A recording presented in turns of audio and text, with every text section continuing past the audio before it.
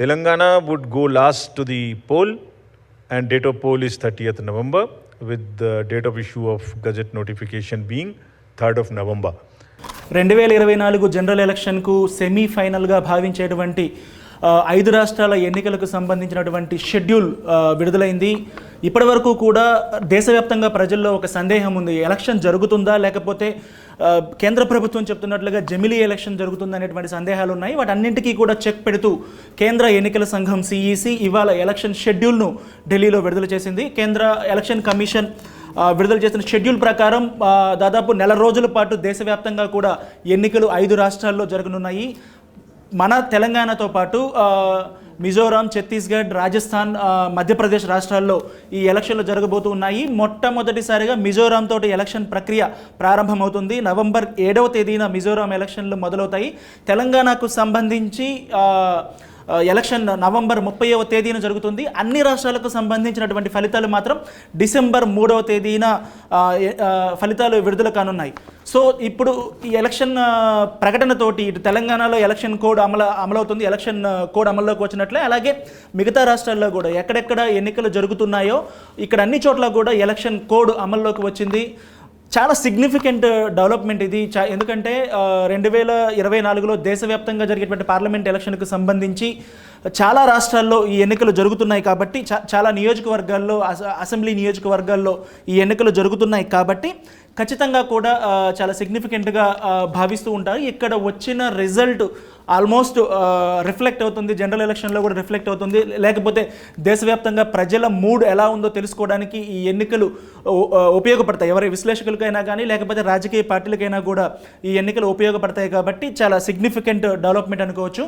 CEC ప్రకటించిన దాని ప్రకారం తెలంగాణలో నవంబర్ 30వ తేదీని చెప్పుకున్నాం. మొత్తం మీద పోలింగ్ తేదీలు ఎలా అంటే మిజోరాంలో నవంబర్ 7వ తేదీన పోలింగ్ జరుగుతుంది. అలాగే మధ్యప్రదేశ్లో నవంబర్ 17వ తేదీన, రాజస్థాన్లో నవంబర్ 23వ తేదీన పోలింగ్ జరుగుతుంది. ఛత్తీస్గఢ్లో మాత్రం 2 విడతల్లో పోలింగ్ జరుగుతుంది. ఎందుకంటే ఛత్తీస్గఢ్లో ఎక్కువగా మావోయిస్ట్ ప్రభావిత ప్రాంతాలు ఉండటం వల్ల సెక్యూరిటీ రీజన్స్ తోటి అక్కడ 2 విడతల్లో పోలింగ్ నిర్వహిస్తున్నారు. నవంబర్ 7వ తేదీన, నవంబర్ 17వ తేదీన ఛత్తీస్గఢ్లో ఎలక్షన్ జరుగుతుంది.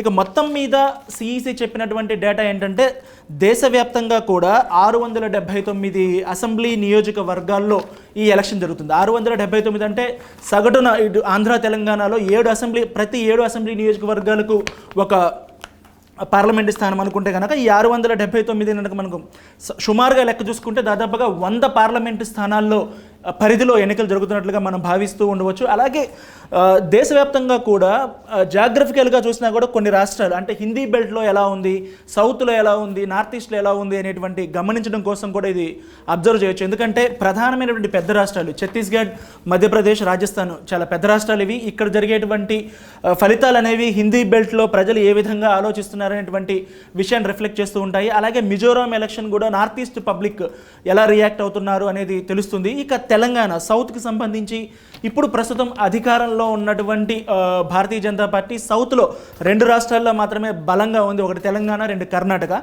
ఇక్కడ తెలంగాణలో ఎన్నికలు జరుగుతుంది కాబట్టి భారతీయ జనతా పార్టీకి సంబంధించి ఇక్కడ ప్రభావం ఏ విధంగా ఉంటుంది అనేటువంటి ఒక అంచనాకు వచ్చేటువంటి అవకాశం ఉంది. ఈ రకంగా చూసుకున్నా కూడా జాగ్రఫికల్గా కూడా చాలా సిగ్నిఫికెంట్ ఉన్నటువంటి ఎలక్షను.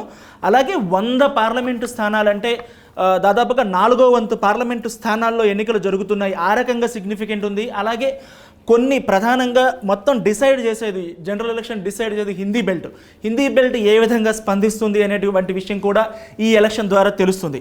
అలాగే ఈసీ చెప్పిన దాని ప్రకారం మొత్తం 16 కోట్ల మంది దేశవ్యాప్తంగా సుమారు 80 నుంచి 90 కోట్ల మంది ఓటర్లు ఉంటే 16 కోట్ల మంది ఈ ఎన్నికల్లో ఓటు హక్కును వినియోగించుకున్నారు. అంటే 4వ వంతు ఓటర్లు ఓటు హక్కును వినియోగించుకుంటున్నారు. అలాగే 60 లక్షల మంది కొత్త ఓటర్లు చేరారని ఈసీ చెప్పింది. ఇక మనకి లోకల్గా తెలంగాణ ఇంపార్టెంట్ కాబట్టి మన ఆసక్తి తెలంగాణ మీద ఉంటుంది కాబట్టి తెలంగాణలో కూడా 3,17,00,000 మంది ఓటర్లు ఓటు హక్కును వినియోగించుకునేటువంటి అవకాశం ఉంది. మహిళల సంఖ్య, పురుషుల సంఖ్య దాదాపుగా సమానంగా ఉంది. ఓటర్లకు సంబంధించి 998/1000 ఈ నిష్పత్తిలో ఇక్కడ తెలంగాణలో ఓటర్లు ఉన్నారు. తెలంగాణలో కూడా కొత్తగా 17 లక్షల మంది ఓటర్లు చేరితే ఒక 6 లక్షల ఓట్లను తొలగించారు. అంటే మనం నెట్ ఓటర్స్ ఎంత చూసుకుంటే 10 లక్షల మంది కొత్త ఓటర్లు తెలంగాణలో జమ అయ్యారనమాట. సో ఎలక్షన్కి సంబంధించి నవంబర్ 30వ తేదీనే కాబట్టి సరిగ్గా ఇంకొక 50 రోజులు సమయం ఉంది. ఇప్పటికే ఈ రేస్లో, తెలంగాణకు సంబంధించి రేస్లో బీఆర్ఎస్ పార్టీ ముందంజలో ఉంది. ఇప్పటికే వాళ్ళు దాదాపుగా రాష్ట్ర వ్యాప్తంగా అభ్యర్థుల ప్రకటన చేశారు. కాంగ్రెస్ పార్టీ మల్లగుల్లలు పడుతోంది అభ్యర్థులు ప్రకటించిన ప్రకటన విషయంలో. ఎందుకంటే చాలా సమస్యలు ఉన్నాయి అభ్యర్థుల ప్రకటనకు సంబంధించి, ఎక్కువ డిమాండ్లు ఉన్నాయి. సో వాళ్ళు ఇంతవరకు అభ్యర్థుల ప్రకటన చేయలేదు. ఇక భారతీయ జనతా పార్టీ మాత్రం ప్రజెంట్ సైలెంట్గా ఉంది. ఆ పార్టీ జాతీయ నేతల పర్యటనలు జరుగుతున్నాయి తప్పితే అభ్యర్థుల ప్రకటనకు సంబంధించి ఎలాంటి హడావుడి భారతీయ జనతా పార్టీలో కనిపించట్లేదు. మేబీ వాళ్ళు సడన్గా అధిష్టానం నుంచి అభ్యర్థుల ప్రకటన ఉంటుంది కాబట్టి ఒకేసారి అనౌన్స్ చేయొచ్చు. ఇక తెలంగాణకి సంబంధించి ఎలక్షన్ కనుక మనం చూసుకున్నట్లయితే ఎలక్షన్ నోటిఫికేషన్ నవంబర్ 3వ తేదీన, అంటే ఇంకొక 20 రోజుల్లో ఎలక్షన్ నోటిఫికేషన్ వచ్చేటువంటి అవకాశం ఉంది. నామినేషన్లు నవంబర్ 3వ తేదీ నుంచి నామినేషన్లు దాఖలు చేయడానికి చివరి తేదీ, అంటే 1 వీక్ నామినేషన్లు తీసుకుంటారు కాబట్టి నవంబర్ 10వ తేదీకి ఎలక్షన్ నామినేషన్లు దాఖలు చేయడానికి చివరి తేదీ ఉంటుంది. అలాగే స్క్రూట్నీ 13వ తేదీన జరుగుతుంది. ఎవరైనా విత్డ్రా చేసుకోవాలంటే నామినేషన్లు విత్డ్రాకు చివరి తేదీ నవంబర్ 15వ తేదీ. నవంబర్ 15 తోటి ఎలక్షన్ నోటిఫికేషన్, ఎలక్షన్ సంఘానికి సంబంధించినటువంటి ప్రక్రియ, నామినేషన్లకు సంబంధించినటువంటి ప్రక్రియ పూర్తవుతుంది. 30వ తేదీన ఎలక్షన్ జరుగుతుంది. ఒక్కసారి ముందుగా ఇప్పుడు మనం మాట్లాడుకున్నట్లుగా జాగ్రఫికల్గా కానీ, లేకపోతే అభిప్రాయాన్ని, ఒపీనియన్ని ఫామ్ చేయడంలో కానీ, లేకపోతే సంఖ్యాపరంగా కానీ, ఇలా మూడు ప్రాతిపదికలుగా కూడా ఈ ఎలక్షన్ చాలా సిగ్నిఫికెంట్ కాబట్టి అసలు ఆయా రాష్ట్రాల్లో పరిస్థితి ఎలా ఉందో ఒకసారి చూద్దాం. ముందుగా అంటే మనకి తెలంగాణ ఇంపార్టెంట్ కాబట్టి, తెలంగాణలో 2014లో తెలంగాణ రాష్ట్రం ఏర్పడిన తర్వాత 2 ఎలక్షన్లు జరిగాయి. తెలంగాణ రాష్ట్రాన్ని సాధించినటువంటి పార్టీగా అప్పట్లో టీఆర్ఎస్, ఇప్పుడు బీఆర్ఎస్ అంటున్నాము. అప్పట్లో టీఆర్ఎస్కి కూడా పూర్తి మెజారిటీ రాలేదు. 2014లో కేవలం 63 సీట్లు మాత్రమే వచ్చాయి.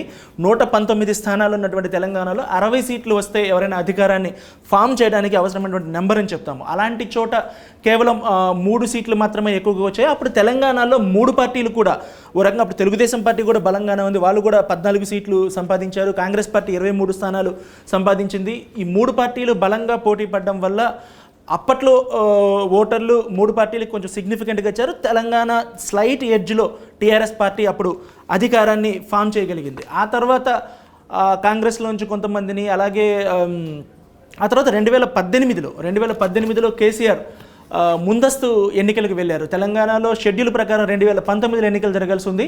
2018లోనే కేసీఆర్ ఎన్నికలకు వెళ్ళారు. ఈసారి మాత్రం ఎక్కువ సీట్లు, టీఆర్ఎస్ ఎక్కువ సీట్లు సాధించగలిగింది, 87 స్థానాలు సాధించింది. ఆ తర్వాత కేసీఆర్ మిగతా పార్టీలో ఉన్న లీడర్లందరినీ కూడా పార్టీలో చేర్చుకున్నారు. అప్పట్లో టీఆర్ఎస్లో చేర్చుకున్నారు. అలాగే కాంగ్రెస్ పార్టీ శాసనసభా పక్షాన్ని మొత్తాన్ని కూడా చీల్చి, కాంగ్రెస్ పార్టీ శాసనసభా పక్షంలో 3వ వంతు సభ్యులను తీసుకోవడం ద్వారా అఫీషియల్గా, అంటే ఇప్పుడు చాలా రాష్ట్రాల్లో అనఫీషియల్గా అనుబంధ సభ్యులుగా కొనసాగుతున్నారు. అలా లేకుండా శాసనసభ పక్షాన్ని చీల్చే తన అసెంబ్లీ వాళ్ళంతా కూడా టీఆర్ఎస్లో డిజాల్వ్ అయ్యారు. వాళ్ళు వచ్చిన వాళ్ళందరూ కూడా. మొత్తం మీద 2018 తర్వాత ఈ పరిణామాలు జరిగిన తర్వాత 2023 ఎన్నికలకు సంబంధించి అప్పటికి ఇప్పటికీ పరిణామాలు మారాయి. ఎందుకంటే 2018లో తెలుగుదేశం పార్టీ, కాంగ్రెస్ కలిసి ఎన్నికలకు వెళ్ళాయి. ఘోరమైనటువంటి పరాభవాన్ని ఎదుర్కొన్నాయి. ఎందుకంటే 2 పార్టీల కలయికని ప్రజలు హర్షించలేకపోయారు, వర్కౌట్ కాలేదు, అలయన్స్ వర్కౌట్ కాలేదు అనేటువంటి విశ్లేషణలు ఆ తర్వాత ఎలక్షన్ తర్వాత కనిపించాయి. ఈ 5 ఏళ్లలో దుబ్బాక ఎలక్షన్ కానివ్వండి, లేకపోతే ఆ తర్వాత జరిగినటువంటి ఎలక్షన్లో బీజేపీ గ్రేటర్ హైదరాబాద్ ఎలక్షన్ కానీ, ఇలాంటి సందర్భాల్లో బీజేపీ తన పవర్ను చూపించగలిగింది. ఎమర్జెన్సీ అయింది. ఎందుకంటే హుజూరాబాద్ ఎలక్షను, దుబ్బాక 2 చోట్ల కూడా బీజేపీ వాళ్ళు గెలిచారు. అలాగే మొన్న జరిగినటువంటి మునుగోడు ఎలక్షన్లో చాలా టైట్ ఫైట్ నడిచింది. దీని ద్వారా బీజేపీ తెలంగాణలో బీఆర్ఎస్కు తామే ప్రత్యామ్నాయం, బీఆర్ఎస్కు తర్వాత నెక్స్ట్ పార్టీ తామే. ఎందుకంటే 2018లో బీజేపీకి వచ్చిన సీట్లు చాలా తక్కువ, కేవలం 1 స్థానం మాత్రమే బీజేపీ గెలుచుకుంది. అలాంటి పరిస్థితి నుంచి తాము పోటీలో ఉన్నాము, బీఆర్ఎస్ని కౌంటర్ చేస్తున్నాం అనే స్థాయికి ఎదిగింది మొన్నటి వరకు కూడా. అలాగే హైదరాబాద్లో వచ్చినటువంటి సీట్లు కానీ, కార్పొరేట్ స్థానాలు కానీ, వీటన్నింటి ద్వారా బీఆర్ఎస్ సీన్లోకి వచ్చింది, అదే బీజేపీ సీన్లోకి వచ్చింది. అయితే కొన్ని నెలలుగా జరుగుతున్న పరిణామాల ద్వారా బీజేపీ కాస్త వెనకబడినట్లు కనిపిస్తుంది. ఎందుకంటే రూరల్ ప్రాంతంలో చాలా బలంగా ఉన్నటువంటి కాంగ్రెస్ పార్టీ మళ్ళీ బలాన్ని పుంజుకుంది. చాలా వాళ్ళలో ఉన్నటువంటి ఇంటర్నల్ గొడవలన్నింటినీ కూడా పక్కన పెట్టి గెలిపే లక్ష్యంగా, ఎందుకంటే గెలవకపోతే ఇప్పటికే 2 సార్లు అధికారాన్ని కోల్పోయారు, 3ఓసారి కూడా అధికారానికి దూరంగా ఉంటే కాంగ్రెస్ పార్టీ పూర్తిగా వీక్ అయిపోయి ఆ స్పేస్ను బీజేపీ ఆక్రమించేటువంటి పరిస్థితి ఉంది. ఇలాంటి పరిస్థితుల్లో ఖచ్చితంగా గెలవాలనేటువంటి లక్ష్యంతో కాంగ్రెస్ పార్టీ ఈసారి ఇంకొంచెం అభ్యర్థుల ఎంపికలో కానీ వీటన్నిటి విషయంలో కొంచెం జాగ్రత్తలు తీసుకుంటుంది.